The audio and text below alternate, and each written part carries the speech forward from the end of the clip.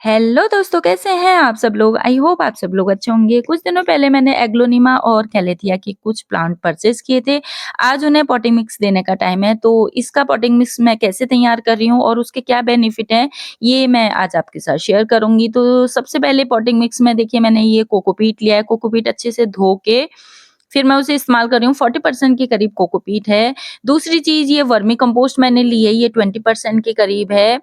और काव डंग कंपोस्ट का मैं यूज़ नहीं कर रही हूँ। तीसरी चीज़ ये जो है वो मोटी वाली सैंड है। अगर ये आपके पास ना हो तो आप परलाइट ले सकते हैं, 20% के करीब ये भी है। और कोको चिप्स हैं ये भी 20% के करीब हैं। साथ में ये कोयले के कुछ टुकड़े हैं, ये लकड़ी वाला कोयला है, पत्थर का कोयला नहीं यूज़ करना है। और थोड़ा-सा फंजीसाइड पाउडर और 2 मुट्ठी के करीब इसमें नीम खली मैं ऐड कर रही हूँ। इन सारे चीज़ों को अच्छे से मिक्स करके फिर इसमें हम पौधा लगाएँगे। अब ये सारी चीज़ें मैंने क्यों ली हैं, इसमें सॉइल क्यों नहीं ली है, ये आप अगर जानना चाहते हैं तो वीडियो को पूरा देखिए। तो सबसे पहले सॉइल इसलिए नहीं लेते हैं क्योंकि ये प्लांट की जड़ें जो होती हैं, वो बहुत ज़्यादा सेंसिटिव होती हैं, वो मिट्टी में दबना बिल्कुल पसंद नहीं करती हैं, इसलिए मैं सॉइल को बिल्कुल अवॉइड कर दिया है।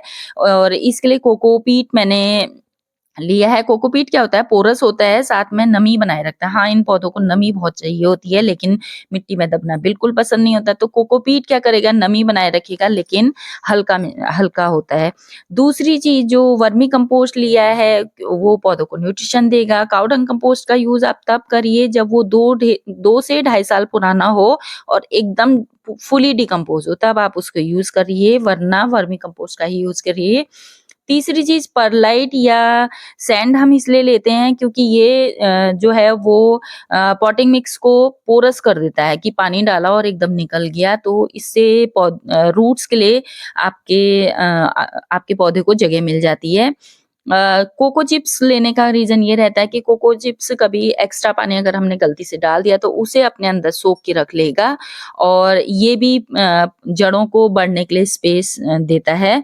और कोयले के टुकड़ों का इस्तेमाल हमने इसलिए करना है क्योंकि कोयला अशुद्धियों को रोकता है, साथ ही फंगस को भी से भी जड़ों को प्रिवेंट करता है। और उसके साथ ही हाँ, अगर कोकोपीट की वज़ह से आपका जो सॉइल मिक्स है वो थोड़ा ज़्यादा एसिडिक हो गया है, तो ये उसको थोड़ा-सा बेसिक की तरफ को लाने की ले आएगा और जिससे बैलेंस बना रहता है। और जो नीम खली है वो इंसेक्ट और फंगस दोनों से बचाव करती है और फंजीसाइड पाउडर तो फंगस से बचाव करता ही है। तो इस तरह का पॉटिंग मिक्स अगर आप अपने पौधों को देंगे तो आपके ये कॉस्टली पौधे कभी भी खराब नहीं होंगे। आपने अगर ये पौधे लगाए हैं तो आपको पता होगा ये बहुत धीरे से भी बढ़ते हैं, साथ में बहुत ही कॉस्टली होते हैं, बट गार्डनर्स इनको बहुत पसंद करते हैं। इसका रीज़न ये है कि इनकी पत्तियाँ बहुत ही खूबसूरत लगती हैं और एक बार अगर आपने इसे लगाना सीख लिया, तो ये फिर हमेशा आपके साथ रहते हैं, डिवाइड करके आप ढेर सारे पौधे बना सकते हैं। अब मैं आपको दिखाती हूँ कि ये देखिए पॉटिंग मिक्स कैसा बना के इन्होंने रख रखा है। देखिए कितना ज़्यादा हल्का पॉटिंग मिक्स है। ये देखिए पूरा कोकोपीट है। तो आप लेते समय भी ध्यान रखिए कि आप जहाँ से इसे परचेज़ कर रहे हैं, पौधा बहुत ज़्यादा हेल्दी कंडीशन में हो, तभी आप उसे परचेज़ कीजिए। और इसकी रूट्स आप देख सकते हैं, बिल्कुल खुली-खुली आपको साइड में रूट्स दिखाई दे रही होंगी, ये देखिए इस तरह से। तो इसकी रूट्स को ऐसा ही स्पेस चाहिए होता है बढ़ने के लिए, तब जाके वो बढ़ती हैं और पौधा देखिए आप कितना ऐसी हेल्दी पॉटिंग है, मिक्स में वरना इसे अगर आप लगाइए सही पॉटिंग और मिक्स इसको नहीं इसे देते ऐसी हैं, तो जगह इसके पे रखना टिप्स है खराब जहाँ होने पे लगते हैं, डायरेक्ट साथ में सनलाइट इस पे ना ये पौधा पड़े, इतना हेल्दी नहीं सिर्फ दिखाई ब्राइट देगा लाइट जितना वहाँ पे अभी आती दिखाई हो। दे रहा है। डायरेक्ट सनलाइट तो इसकी पत्तियों की टिप्स जो होती हैं वो जलने लगती हैं और पानी का आपको खास ध्यान रखना है। पानी से तभी देना है जब आपको लगे कि इसकी पॉटिंग मिक्स जो है वो बिल्कुल ही ड्राई हो गई है, तब आप इसको पानी दीजिए। बार-बार पानी देने की इसको ज़रूरत नहीं पड़ती है। इसमें काफ़ी नमी कोकोपीट में बनी रहती है, तो आप उँगली की मदद से चेक कर सकते हैं कि नमी इसमें है कि नहीं है और तब आप इसको पानी दीजिए। तो ये कुछ बातों का ध्यान रखेंगे तो आपका पौधा हेल्दी रहेगा। अब ये वाला पौधा देखिए, इसमें ये 2 पौधे एक साथ निकल रहे हैं और इन्होंने असल में इसमें 3 पौधे हैं, पर मैं ये जो पतला वाला झिल्ली है ना, उससे इन्होंने इसको बाँध रखा है। तो इसमें भी 2 पौधे हैं, लेकिन मैं इसको अभी अलग नहीं करूँगी, जो अलग था उसे ही अलग कर रही हूँ बस। तो ये भी चीज़ आपको ध्यान रखना है कि पौधा लेते समय आप बहुत ही अच्छी कंडीशन वाला पौधा ही आप सेलेक्ट कीजिए। तो मैंने आपके साथ शेयर किया था कि कैसे मैंने वो पौधे चूज़ किए जिसमें 2 या 3 पौधे एक साथ थे।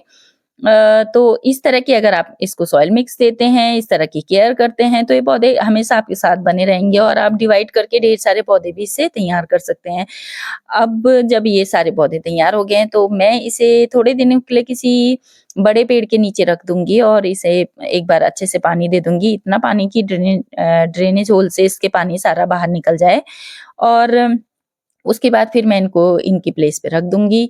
तो दोस्तों आपको ये इन्फॉर्मेशन कैसी लगी? अगर पसंद आई वीडियो तो प्लीज़ इसे लाइक, शेयर एंड सपोर्ट कीजिए और एक बार आप ज़रूर ट्राई कीजिए। Thank you so much.